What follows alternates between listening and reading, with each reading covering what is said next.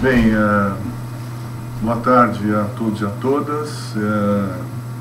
É um prazer estar aqui nesse momento e peço desculpas já pelo adiamento sucessivo desse encontro. Quero agradecer a Nicole Perillo, que está aqui, secretária executiva da Abrace, para que a gente possa refletir um pouco sobre o eixo 4 da Consocial. Não é certamente o mais importante, todos eles são muito importantes, mas esse eixo tem uma especificidade, acredito eu, de que ele pode gerar, na discussão da Consocial, medidas concretas, imediatas e fundamentais para que a gente possa prevenir e combater a corrupção no Brasil. Eu acho que, nesse momento, o processo da Consocial está em pleno desenvolvimento para a sua finalização na plenária nacional.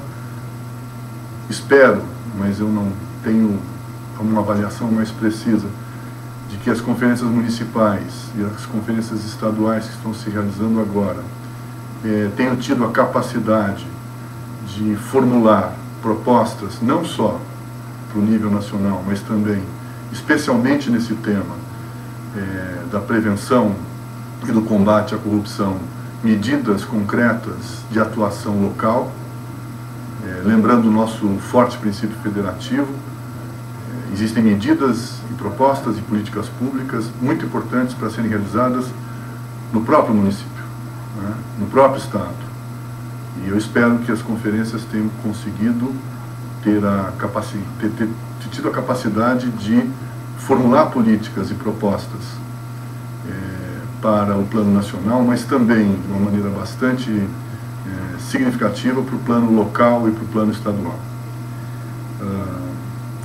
Eu sugiro, como guia dessa nossa discussão, que possamos trabalhar sobre o texto base da Consocial, o eixo 4, e começaria só lembrando de que qualquer medida que possamos estabelecer a partir das nossas reflexões para aprofundar a prevenção e o combate à corrupção, elas têm que necessariamente atuar sobre os dois eixos fundamentais do fenômeno da corrupção, que é atuar sobre o corruptor e atuar sobre o corrupto.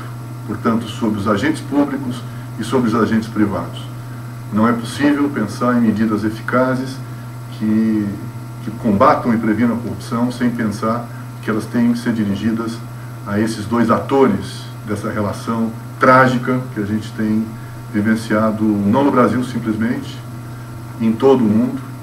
Não é à toa que nós somos signatários de convenções internacionais fundamentais. O Brasil está alinhado com as principais decisões globais no combate à corrupção.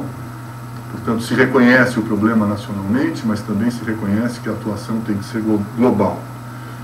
Se vocês forem olhar o texto, eu não vou entrar em discussões em caracterizações do próprio texto base, mas o texto base se propõe a provocar a discussão através de 9 questões. E eu vou aqui, no tempo que nós temos, não de forma nenhuma me proponho a exaurir a discussão sobre cada uma dessas questões, mas eu gostaria de passar e explorar cada uma dessas questões na perspectiva de pensarmos juntos que medidas e que propostas podemos levar para a Consocial, agora em maio, que possam aprofundar, aperfeiçoar a prevenção e o combate à corrupção. Indo diretamente para as questões, a primeira questão que é apresentada é uma questão muito interessante, quer dizer, como aperfeiçoar o sistema de combate à corrupção no Brasil. É claro que a gente pode ter várias respostas para essa questão, mas eu gostaria de comentar de que só é possível aperfeiçoar algo que a gente conheça. Portanto, conhecer o fenômeno da corrupção, ou ainda mais interessante, conhecer quais são os sistemas criados pela sociedade e implementados no Estado, capazes de prevenir a corrupção e combater a corrupção. Portanto, o sistema de integridade de uma determinada sociedade é absolutamente fundamental. Então, não dá para aperfeiçoar. Caiu aqui, eu acho. Não dá para aperfeiçoar algo que a gente não conheça. E conhecer o sistema de integridade é uma tarefa fundamental. Eu acredito, o Instituto Edson está dando uma contribuição no final do ano passado, e eu considero que essa contribuição, eu estou aqui com um documento, espero que vocês possam acessar esse documento no nosso link, para vocês verem aqui, é o sistema de integridade dos estados nos estados brasileiros. Essa é uma análise que nós compartilhamos com a sociedade. Esse conhecimento efetivamente pode provocar novas políticas públicas para aperfeiçoar o sistema de integridade. O que é o sistema de integridade? Um conjunto de pilares institucionais, e nós aqui analisamos 4 deles, fundamentais para se garantir integridade na relação público-privado, transparência no funcionamento do Estado e mecanismos de prevenção e combate à corrupção. Quais foram os 4 eixos que nós avaliamos e acredito que eles sejam centrais para o processo? Compras públicas, como é que elas são realizadas, as suas modalidades, os seus instrumentos de acompanhamento e de efetivação, o controle administrativo, os controles internos, os controles externos, fizer uma análise dos tribunais de contas dos estados, aí vale a pena dizer, esse é um trabalho inovador e inédito, por quê? Ao contrário de outros países, o nosso país tem um princípio federativo extremamente forte. Portanto, não basta avaliar o Sistema Nacional de Integridade olhando para o governo federal, para o nível federal, sem olharmos para os estados e para os municípios, onde institucionalidades locais e regionais são fundamentais para combater a corrupção. Portanto, foram estados que foram avaliados. Compras públicas, controle administrativo, controle político, ou seja, qual é a qualidade da oposição na perspectiva do controle do executivo, dos estados brasileiros, nas assembleias legislativas, e o controle social, olhar a independência da mídia e o controle social exercido pelos conselhos de políticas públicas. Aqui a gente tem uma série de indicações que podem ser contribuições importantes para que os delegados na Consocial formulem políticas públicas na direção, nessa direção. Então essa é uma primeira questão que eu queria comentar. A segunda pergunta que é feita é como garantir que os atos corruptos sejam efetivamente detectados, investigados e punidos. Bom, aí nós estamos no campo da proposta, da reflexão sobre a qualidade e a quantidade dos controles internos e externos. Nós sabemos, isso está muito claro, eu acho que a própria Consocial demonstra isso, a capacidade que o governo federal nos últimos anos adquiriu do ponto de vista da eficiência do seu controle interno. A Controladoria Geral da União tem desempenhado nos estados, na administração dos recursos federais transferidos para os estados, e em Brasília, no seu núcleo central, que controla e reage a todos os processos internos no governo federal, um trabalho absolutamente fundamental. É uma referência para a construção de controles internos no Brasil e em outras instâncias, é uma referência para controles internos de outros países. Portanto, uma questão fundamental é ter um controle interno eficiente, independente do ponto de vista da sua ação técnica, com determinação política para poder, e com capacidade e poder político para poder avançar, e com capacidade abrangente em toda a máquina pública. Se é um controle interno municipal, se é um controle externo, um controle interno estadual, se é um controle interno da União. E nós temos que propor efetivamente um marco regulatório que obrigue a criação de controles internos em todas as instâncias do Executivo, em todos os níveis, federal, nós já temos estadual e municipal. Acho que essa é uma questão absolutamente fundamental. Uma outra questão que aparece, bom, e acho que a gente tem que aqui comentar ainda o controle externo. Nós, nessa análise do sistema de integridade dos estados brasileiros, que está aqui novamente, está disponível no site e tal, vocês podem dar uma olhada, tivemos alguns achados muito importantes, um deles sobre o Tribunal de Contas dos Estados. E descobrimos, e eu acho que isso é evidente, é só uma análise um pouco mais técnica feita sobre a sua composição, de que não há independência política. Os tribunais de contas dos estados são, na sua totalidade, praticamente, não vou dizer que são ilegais, mas funcionam não respeitando a legislação que os criou, que obriga, por exemplo, que 2 de seus conselheiros sejam oriundos do quadro técnico do próprio Tribunal de Contas. E vocês sabem quantos tribunais de contas cumprem essa determinação? Nenhum no Brasil. Nenhum. Todos eles não cumprem a legislação que obriga a ter esse quadro técnico mais independente de carreira dentro do tribunal. O tribunal tem conselheiros nomeados pelo poder executivo local, estadual, ex-governadores, ex-prefeitos, ex-deputados, todos de uma base política, de uma relação política com o governo, com o executivo que está nesse momento governando os estados, bastante prejudicial ao que a gente pode dizer de uma independência política, transparência e executando as suas ações efetivas. A outra questão, como reduzir a impunidade? Bom, uma das questões que aparece imediata, né, e acho que a gente pode trazer a quarta questão que o próprio documento faz, que orienta na discussão desse quarto eixo, que é como aperfeiçoar a legislação brasileira para tornar mais ágil a tramitação dos processos judiciais e mais efetiva e tempestiva a punição dos atos corruptos. Essas duas questões, quer dizer, a impunidade, a demora, a falta de agilidade na tramitação e a efetividade dessa tramitação se localizam em várias questões judiciárias. Não dá tempo e nem sou especialista para poder fazer uma análise disso. Aliás, faremos esse ano de 2012 uma nova contribuição fazendo uma análise do Sistema Nacional de Integridade do Judiciário Brasileiro. Vamos trabalhar com a OAB, vamos propor ao Supremo Tribunal Federal que tenha o protagonismo de fazer uma análise dessa situação, mas há duas questões muito claras: o foro especial e a possibilidade de protelação permanente de quem tem capacidade de defesa. Quer dizer, essas duas questões teriam que ser resolvidas e têm que ser resolvidas. A Consocial tem que dar uma resposta com relação ao foro especial. Não podem existir cidadãos que, sob acusação de corrupção, tenham privilégios no seu processo de defesa. A corrupção não é algo que pode ser diferentemente apurada para um cidadão comum ou para um ministro de Estado. Nós temos que acabar com o foro especial e temos que ter condições políticas para fazer isso, e a Consocial tem que sinalizar nessa direção. E acho que temos a PEC 15, nesse momento em discussão, em possibilidade no Congresso, que estabelece a segunda instância como um momento de julgamento, de execução da pena, ainda que possa se recorrer a uma instância do Supremo.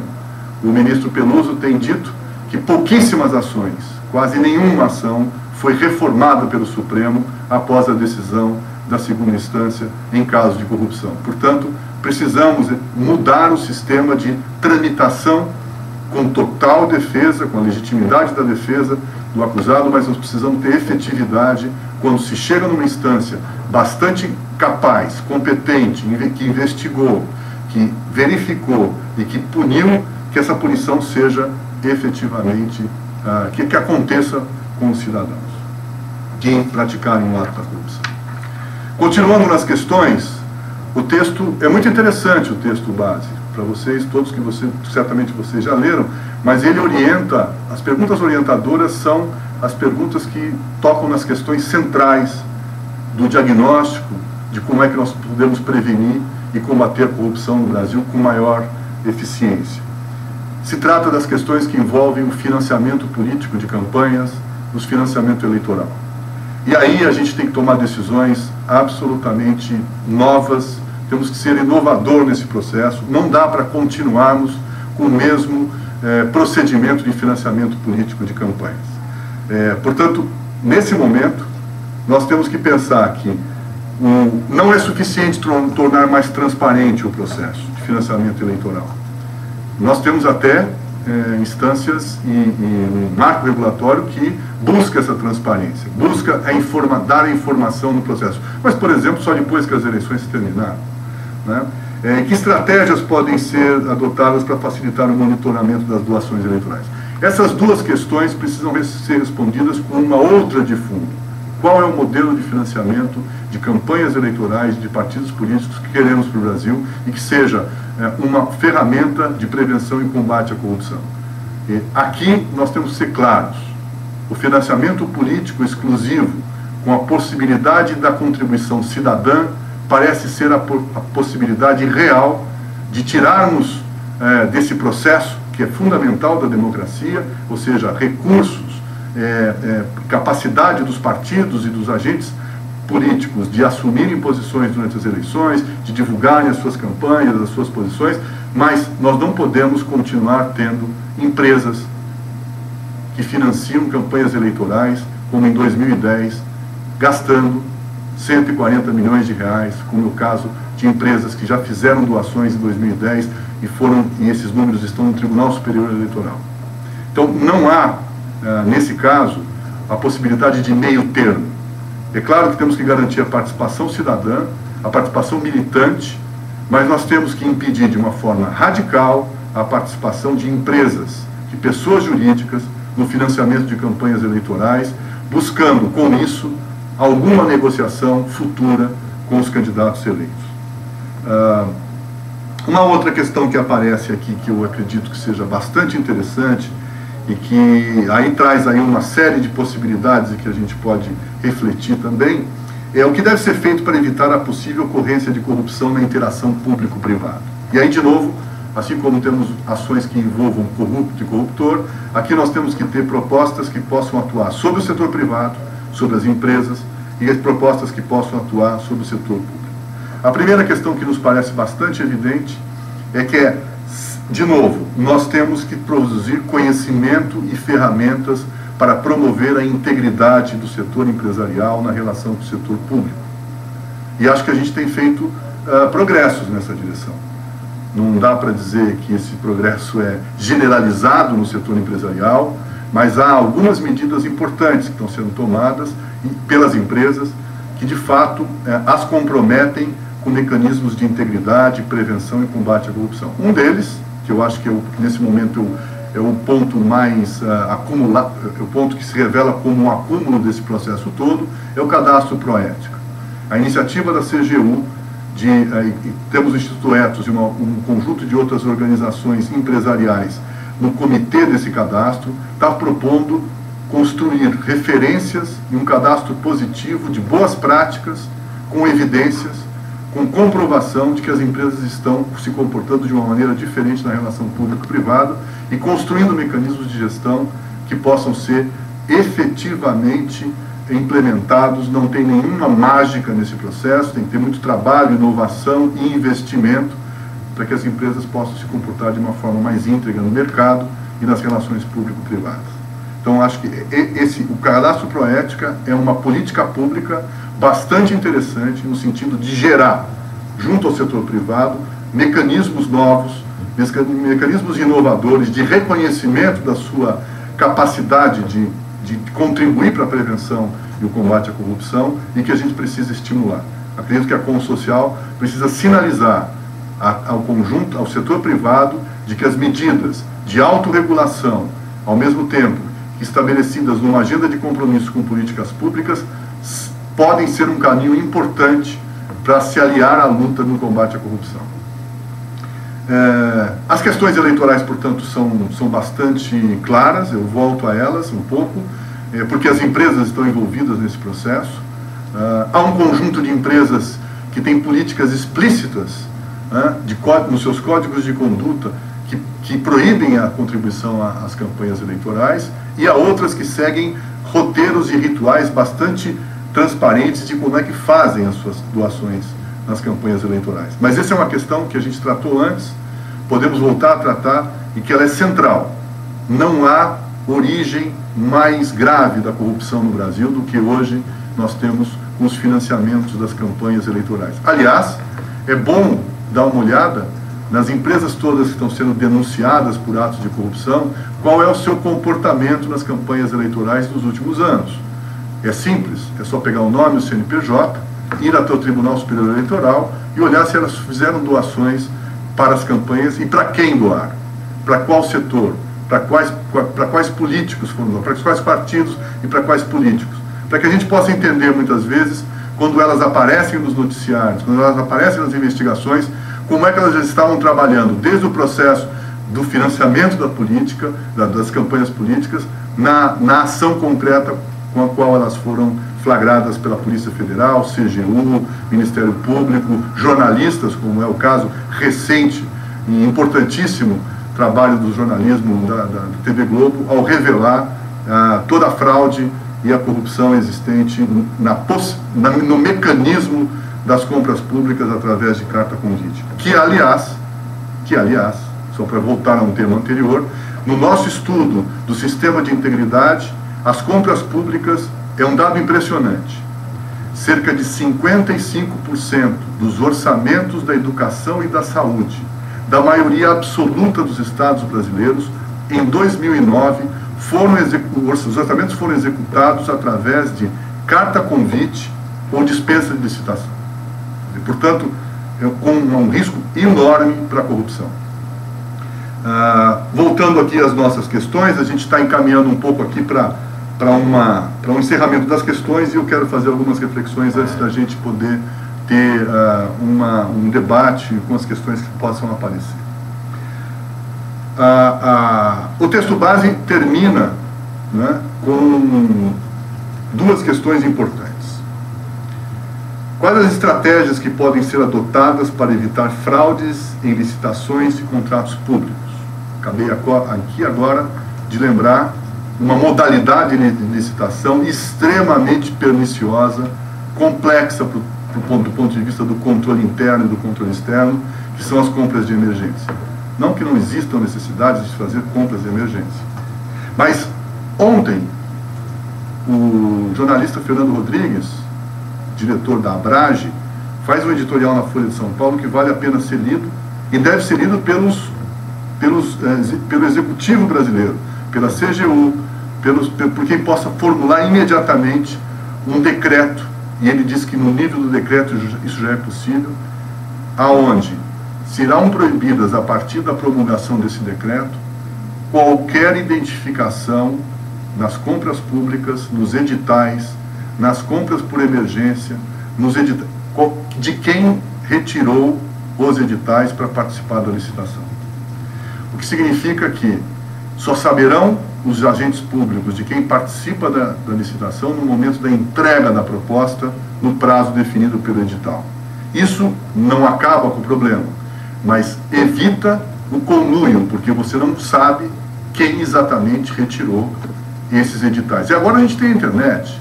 Antes, de fato, você precisava ir na repartição, lá junto ao gestor, e retirar o edital, um calhamaço de papel, para poder fazer a sua proposta. Cada vez que a empresa A, B, C, D, era só registrar e saber que essas empresas retiraram, e, portanto, a possibilidade de diálogo entre elas para acerto nos processos de fraudes nas licitações estava bem... o risco era muito grande. Agora, se você disponibiliza pelo sistema da internet os editais e proíbe qualquer tipo de identificação durante a retirada desses editais via internet de quem é que está retirando, você aumenta a possibilidade e os mecanismos para evitar a fraude comum. É uma proposta do jornalista Fernando Rodrigues, extremamente objetiva, que pode ser feita amanhã pela Presidência da República, e a partir daí, a 8666 tem um novo decreto que poderia sim evitar todos aqueles casos que nós agora tivemos conhecimento no Rio de Janeiro. E por fim, a questão que talvez seja mais ampla para a nossa discussão é qual deve ser o papel da sociedade na prevenção da corrupção nas licitações e contratos públicos. Quer dizer, essa é uma pergunta que a Consocial deve se debruçar com mais tempo, porque ela pressupõe na sua resposta, acredito eu, o aperfeiçoamento, primeiro, da informação, portanto, a implementação real da Lei de Acesso à Informação, com todas as suas qualidades e características para deixar a sociedade conhecer. Segundo, quais são os mecanismos de controle social novos, inovadores, que podemos colocar em funcionamento para que a gente possa ter a sociedade controlando, monitorando e acompanhando as licitações e os contratos públicos. O mundo jurídico de licitações e contratos é absolutamente inacessível para qualquer um de nós. A linguagem, a terminologia, os conceitos, portanto é necessário também, pela Lei de Acesso à Informação, cobrar dos gestores públicos que, quando fizerem um edital, o façam numa linguagem capaz de ser compreendida, ou pelo menos com um roteiro de informações que ao cidadão comum seja claro o que está sendo comprado pelo Estado, para quem está sendo comprado, o que é que vai ser feito e quanto é que vai ser pago. Essas informações são absolutamente fundamentais e que deverão estar acessíveis a todos os cidadãos a qualquer momento, para que a gente possa ter um controle social exercido pela sociedade, né? Portanto, seu papel é fundamental aí nesse processo, que garanta uma pressão tanto sobre o setor público quanto para o setor privado, de que a sociedade está atenta, está observando e poderá entrar em cena a qualquer momento que detectar fraudes ou atos não transparentes no processo de licitação. Esse roteiro de 9 questões que o texto base apresenta é bastante rico, né? Eu fiz aqui um rápido comentário de 25 minutos sobre 9 questões estratégicas para que a gente tenha o aperfeiçoamento de mecanismos e que a gente tenha diretrizes que aperfeiçoem os mecanismos de prevenção e combate à corrupção no Brasil. Certamente existem muitas possibilidades e ideias de como é que a gente pode avançar nesse processo, mas eu gostaria aqui de ter deixado essas contribuições para o debate e com ela, e nesse debate podemos avançar e levar para a própria Consocial propostas que sejam factíveis, possíveis em serem implementadas e transformadas como políticas públicas, e também propostas que possam ser assumidas de uma maneira autônoma e voluntária e independente pelos diferentes segmentos da sociedade que lá estiverem presentes. Então a gente tem algumas questões, né? Eu estou aqui recebendo uma questão que eu vou comentar. É um problema a gente não ter, apesar de um esforço tecnológico que a gente está fazendo aqui, não ter a possibilidade da gente ter uma troca mais direta de uma interação por áudio, etc. Mas eu vou aqui tentar responder algumas questões.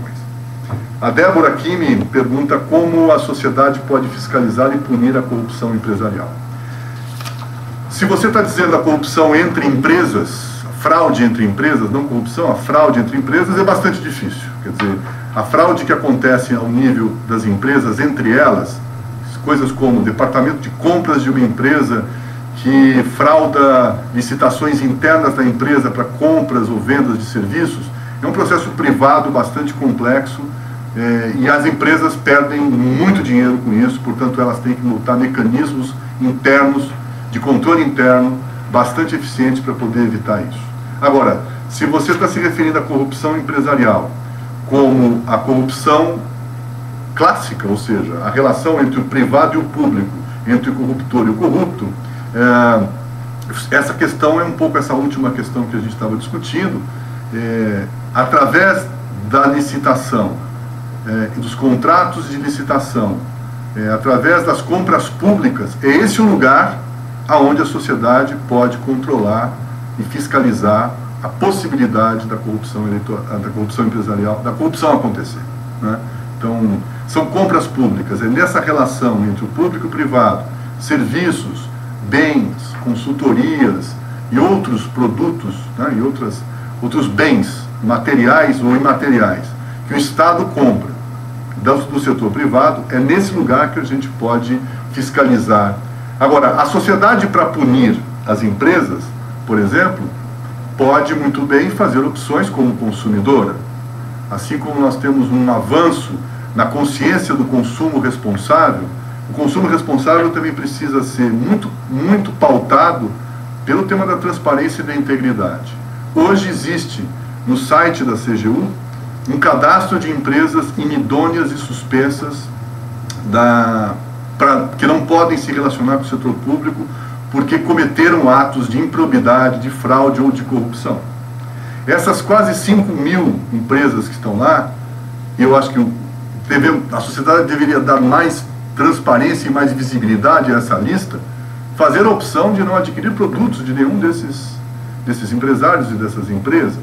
Aquelas empresas tradicionais que estavam em escândalos de corrupção graves, que tivemos aí recentemente, como a Planam, na história da venda de sangue, a Gautama, que é uma construtora, elas continuam funcionando, porque nós ainda não aprovamos no Congresso Nacional a Lei de Responsabilidade Civil Administrativa das Empresas, a Lei 6826, que está em processo de finalizar na comissão especial que foi criada pelo presidente Marco Maia da Câmara dos Deputados, que vai aí sim punir as empresas de uma forma séria, dura, a pessoa jurídica, e não as pessoas somente, né? Então, primeiro, acho que a sociedade precisa pressionar o Congresso Nacional para que ele aprove uma lei que vai aumentar a punição sobre as empresas. Essa é uma maneira importante, a Lei 6826, que está em discussão no Congresso Nacional, deve, em 4 sessões dessa comissão, ser aprovada na comissão e remetida para o Senado. A partir daí, o Estado terá mecanismos para punir a pessoa jurídica, fechar as empresas, multas vultuosas sobre as empresas, que podem, inclusive, terminar com a sua atividade econômica. Hoje elas continuam funcionando normalmente. Não sei se eu respondi, Débora, mas foi uma tentativa aqui de entender a sua questão de 2 lados, né? O Marcelo pergunta como os tribunais de conta podem ajudar a sociedade a exercer o controle social. Bom, os tribunais de conta têm um papel... Primeiro, eles precisam, se for possível, através do seu digamos, provedor, né, que é o poder legislativo, se repensar e se reestruturar, tendo nos seus quadros, de fato, conselheiros que tomam decisões, que analisam a partir de questões técnicas e não políticas. Processos que interessam a alguns poderosos ficam parados, processos que não interessam andam. Portanto, a primeira questão que eu acho que para um diálogo do Tribunal de Contas com a sociedade precisa dar a ele maior transparência nos seus processos decisórios e na sua governança. Agora, a capacidade que o tribunal tem de educar a sociedade é enorme. Quer dizer, a possibilidade de criar manuais, informações, de decodificar todo aquele linguajar técnico em questões mais diretas para ajudar o controle social, seria uma contribuição fundamental. O conhecimento, o reconhecimento de técnicos, de trabalhadores, de servidores públicos extremamente capacitados nos tribunais de contas, eles poderiam sim ajudar a sociedade. E existem agentes públicos que trabalham nos tribunais que há já algum tempo estão trabalhando em prol da sociedade. Eles organizaram tem 2 organizações importantes. A Auditar, que é um órgão de representação dos servidores do Tribunal de Contas da União, e o IFC, o Instituto de Fiscalização e Controle, também formado por auditores fiscais, que tem organizado as informações sobre repasse de recursos federais aos municípios, ajudado as organizações que estão, por exemplo, na rede Amarribo e na própria Abrace, a se capacitarem e a compreenderem os mecanismos de transferência de recursos federais para os recursos municipais e proceder no controle social. Então, os servidores têm desenvolvido um trabalho fantástico de apoio à sociedade já há algum tempo e têm que ser apoiados e reconhecidos por ela. Aliás, a Consocial precisa ser muito clara em reconhecer o papel dessas pessoas que, como profissionais, têm ajudado a sociedade a entender, a compreender e agir sobre a corrupção. Agora, os tribunais como instituição precisam se repensar e precisam ter mais transparência na relação com a sociedade.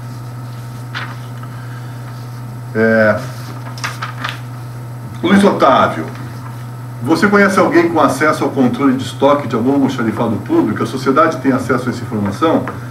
Luiz Otávio, a sociedade não tinha possibilidade nem de solicitar essa informação. A Lei de Acesso à Informação agora dá a qualquer um de nós a possibilidade de acessar essa informação.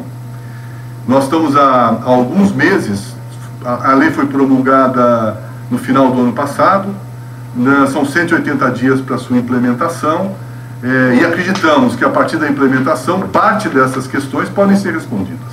Ou os governos municipal, estadual e nacional colocam à disposição dos cidadãos essa informação de o próprio ofício, ou os cidadãos, como você, vai poder, através de um questionamento, perguntar para saber o que é que tem e quanto tem cada um desses almoxarifados. A Lei de Acesso à Informação lhe garante o direito e se esse direito não for respeitado, você tem mecanismos de exigibilidade para esse processo. Essa questão é fundamental para que a sociedade possa controlar essa história, né, de compras de emergência, onde você vai deixando o estoque acabar de forma completamente planejada, para que se gere uma emergência lá na frente e você utilize de mecanismos de licitação que estão previstos na lei, mas que são de extremo risco para a sociedade e que acabam realmente tendo comportamento de empresas e de servidores públicos em atos de corrupção. Então, ainda bem que a gente tem a Lei de Acesso à Informação aprovada, ela faz parte daquele instrumento jurídico, de um conjunto de informações que gera na sociedade informações que, ao promover a transparência, podem gerar um maior controle social. Espero que eu tenha também respondido a sua questão. O Fábio Salomão me pergunta qual a sua opinião sobre o processo de transição do governo e como pode ser aperfeiçoado as eleições.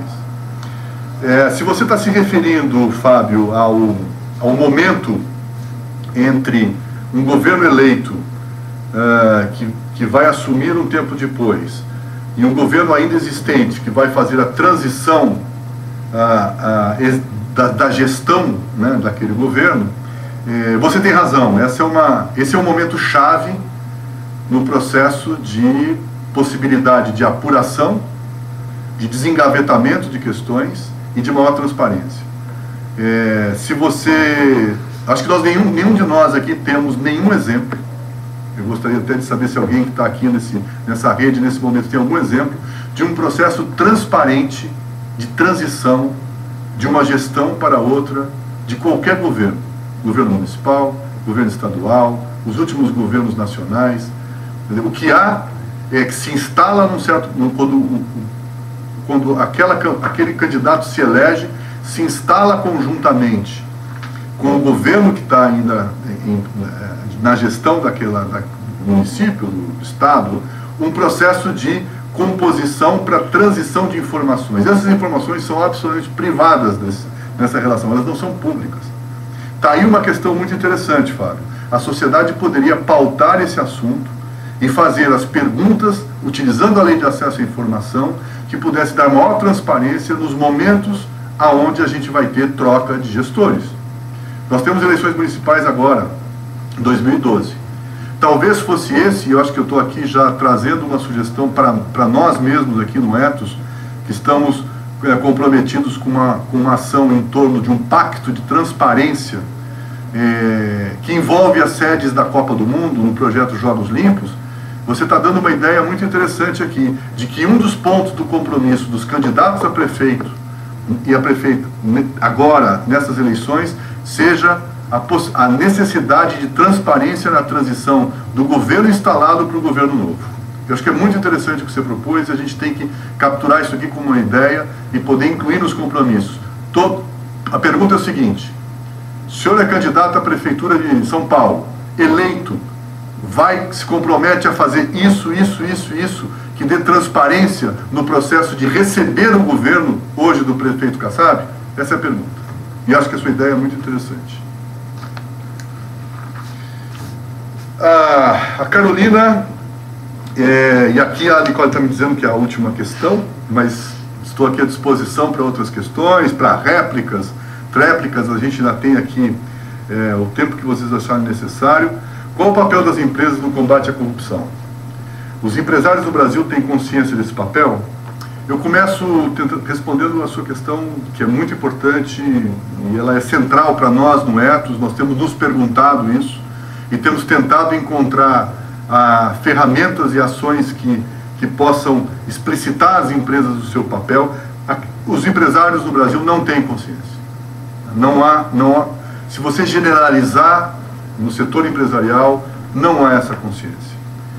As entidades empresariais não têm ações específicas nesse campo, salvo raríssimas exceções, e dou aqui 2 exemplos. A Federação das Indústrias do Estado de Minas Gerais tem um programa importantíssimo de promoção de integridade e combate à corrupção no setor, trazendo as empresas da base da Federação das Indústrias do Estado de Minas Gerais para capacitação, para esclarecimento e para a utilização de ferramentas que auxiliem na gestão nessa relação público-privada. A Federação das Indústrias do Estado do Rio de Janeiro tem desenvolvido também práticas nessa direção, mas, no geral, nós não podemos dizer que os empresários têm consciência desse papel. Agora, qual o papel das empresas no combate à corrupção? É um papel estratégico. Não há possibilidade de reduzirmos, de termos mecanismos efetivos de prevenção, se não tivermos uma mudança no posicionamento das empresas na relação público-privada.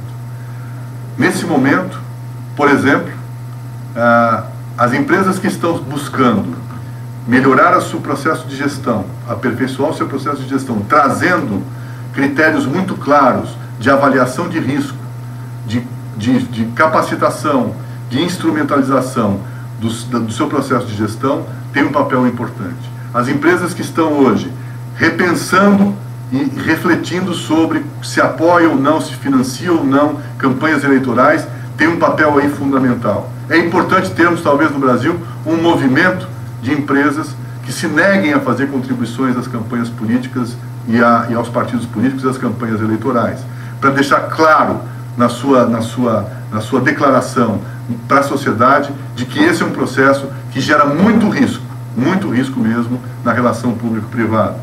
As empresas a estabelecerem um diálogo multissetorial, ou seja, nós estamos trabalhando nessa direção. O Pacto Empresarial pela Integridade e contra a Corrupção, o trabalho que estamos fazendo em Jogos Limpos, traz as empresas para um diálogo com outros setores. É muito importante que eles se sintam e participem do diálogo com áreas do Ministério Público, com áreas da sociedade civil, que participem da Consocial. Nós vamos fazer, inclusive, agora dia 28, uma conferência livre do setor privado, de empresas do Pacto Empresarial pela Integridade, em parceria com a Federação das Indústrias do Rio de Janeiro, com a Federação das Indústrias de Minas Gerais, com a FIEC, para que a gente possa ter, talvez, aí propostas do setor privado. O papel é de promover integridade no seu processo de gestão. As empresas hoje correm riscos muito grandes se não tiverem preocupação com essa questão. E nós aqui estamos trabalhando nessa direção. Estabelecer políticas claras, estabelecer códigos de conduta que sejam desde o presidente da empresa até o mais simples trabalhador e funcionário, aos seus prestadores de serviço, todos eles envolvidos com valores e princípios que garantam integridade, mecanismos de prevenção e mecanismos de combate à corrupção. Não há possibilidade, eu acredito, de reduzirmos de forma substancial a corrupção no Brasil sem uma participação proativa das empresas numa mudança de comportamento frente a isso. A competitividade não tem nenhuma relação com a corrupção. As empresas que estão hoje sendo investigadas no Rio de Janeiro não tem nenhuma relação com a capacidade competitiva delas. Elas talvez até sejam empresas que tenham bons produtos, enfim, mas elas têm uma prática absolutamente incompatível com a própria competitividade, com o conceito de empreendedorismo que a gente está trabalhando. Essas são empresas que dão exemplos terríveis do setor empresarial, do comportamento do setor empresarial. Não há, e não é só no Brasil, quer dizer, as empresas têm que perceber, por exemplo, hoje, de que para combater a corrupção, nós precisamos de melhorar o marco regulatório, subir a régua da exigência legal. Então, um dos papéis importantes delas, e a gente tem empresas que estão nessa mesma direção, é desenvolver uma ação política para aperfeiçoar o marco legal. Você pode estranhar, mas tem empresas no Brasil hoje que apoiam a aprovação da Lei 6826. Empresas que apoiam a regulamentação apoiaram a regulamentação da Lei de Acesso à Informação. Portanto, há possibilidades diferentes nesse caminho. Então, mas a outra questão, se tem consciência desse papel, eu não acredito que tenha. Ainda nós não temos uma percepção. Aliás, a Transparência Internacional, nas suas pesquisas de percepção de corrupção, apesar de todas as críticas que possamos fazer a esse indicador, porque ele é bastante discutível, mas a percepção dos empresários sobre a corrupção no Brasil é muito interessante, porque eles não se incluem nesse processo. Eles olham só o outro, só o Estado. Quer dizer, eles dizem o seguinte: só é possível fazer negócios no Brasil se tiver propina. Isso não é verdade. Quer dizer, essa é uma percepção equivocada, não é verdade. Agora, o que é verdade é que existe cada vez mais controle, fiscalização e repressão. Portanto, a percepção de que a corrupção pode estar aumentando ou diminuindo tem a ver com esse processo. Nós temos uma imprensa livre, temos uma série de outros mecanismos de controle da sociedade.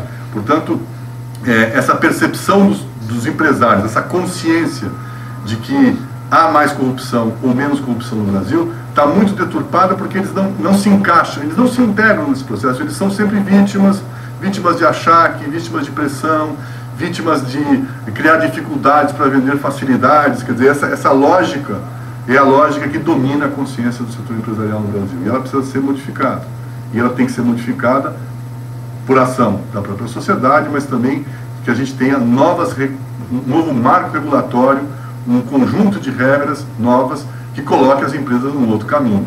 Ela tem que saber que se ela for pega com atos de corrupção, ela será severamente punida como empresa, não como as pessoas que muitas vezes são entregues como laranjas na história. Não, a culpa é do gerente, ele não tinha autorização da empresa para fazer esse negócio, ele fez sem a gente saber, etc. E ao personalizar o processo, consegue trazer para a pessoa e não para a empresa a responsabilidade. Então essa é a questão. Estou continuando à disposição de vocês. Eu gostaria de deixar, pelo menos para quem tiver interesse, alguns links. Eu não sei se talvez a Nicole possa enviar, o problema é que eu não estou com eles aqui. Mas links para esses documentos. Eu acho que o documento base da conferência vocês têm. E eu ainda vou repetir. Esse aqui, ó, Sistema de Integridade dos Estados Brasileiros, esse documento está na internet e no site do Etos. Esse aqui, vocês todos, se não têm, devem buscar imediatamente, é o texto base da conferência. E o capítulo 4 é esse que a gente estava aqui debatendo sobre diretrizes para prevenção e combate à corrupção. Talvez a gente possa encerrar, mas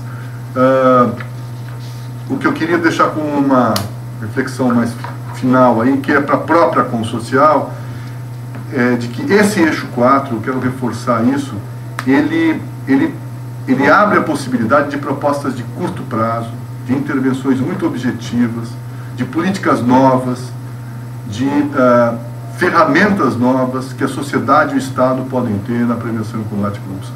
Falamos de alguns aqui que são exemplos muito claros e que podem ser implementados imediatamente. É claro que a reforma política, a reforma do sistema político, a reforma do sistema eleitoral, do financiamento, etc., passa por uma questão muito mais complexa e de uma relação de forças na sociedade que a gente precisa avaliar se temos ou não capacidade de fazer essas mudanças. Mas é importante a gente estar com essa pauta sempre presente. Então, o endereçamento que a Consocial tem que fazer à sociedade brasileira e aos governos, ao parlamento e ao judiciário, é de que não dá mais para tolerar.